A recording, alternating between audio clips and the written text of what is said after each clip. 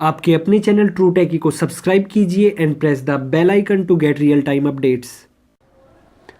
तो जो वाइज़र में वाइब्रेशन आ रही है मेरी बाइक में, सबसे पहला रीज़न है जो हाई बीम की लाइट है उसके पीछे लॉकिंग स्प्रिंग होता है, वो लूज़ होने की वजह से इसमें वाइब्रेशन हो रही है। दूसरी चीज़ जो है, जो रबर रिंग है स्क्रूज़ के पास, वहाँ पे ये प्रॉब्लम आ रही है। तो वो चीज़ मैं आपको एक बार सुनवा देता हूँ।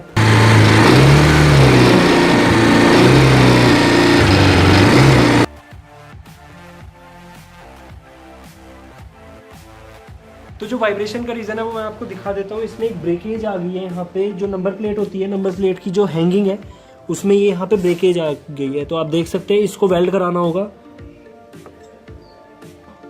बाकी जो भी ब्रेकेज होगी आप अपने हिसाब से देख लेना, कहीं और ब्रेकेज या कोई क्रैक नहीं आ गया हो जिसकी वजह से इसमें वाइब्रेशन हो रही हो। दूसरी चीज़ जो वाइब्रेशन की है वो है हेडलाइट की, जो मैं आपको बताया था कि जो एक सपोर्ट होती है ट्यूब के पीछे, तो वो मैं आपको दिखा देता हूँ। अब चल चीज़ है, ये वाला जो सपोर्ट है ये हो गया है लूज, जिसकी वजह से वाइब्रेशन इसमें हो रही थी। तो इसको टाइट करने के लिए या तो स्क्रू को टाइट कर दीजिए या प्लायर से थोड़ा इसको टिल्ट कर दीजिए। टिल्ट करने के बाद जो वाइब्रेशन है वो रिमूव हो जाएगी। तो टिल्ट करने के लिए पहले इस सपोर्ट को थोड़ा बाहर निकालें, इसको हल्का सा बाहर की साइड टिल्ट कर लें, जिससे जो आउटर सपोर्ट है वो बाहर की तरफ आ जाए।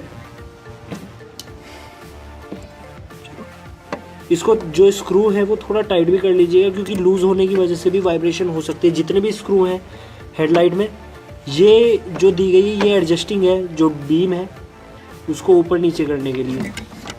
तो जो स्क्रू है थोड़ा टाइट कर लीजिए, जिसकी वजह से वाइब्रेशन काफ़ी कम हो जाएगी। बाकी जो दूसरा कवर है उसमें भी चेक कर लीजिए, जो सपोर्ट है वो लूज़ तो नहीं है, क्योंकि जो सपोर्ट है वो मेन रीज़न है वाइब्रेशन का, क्योंकि एक हल्का सा स्प्रिंग होता है जिसकी वजह से वाइब्रेशन आ जाती है। तो एट लास्ट जो स्प्रिंग है आप उसको कर दीजिए किसी वायर से टाइट, जिससे कोई हमिंग साउंड वो प्रोड्यूस ना करे। जो तीसरी और लास्ट चीज़ है वो है रबर रिंग्स। अगर वो ख़राब हो गए हैं, गल चुके हैं, तो आप उसको चेंज कर दीजिए, वाइब्रेशन बहुत कम हो जाएगी, यहाँ तक कि ख़त्म हो जाएगी।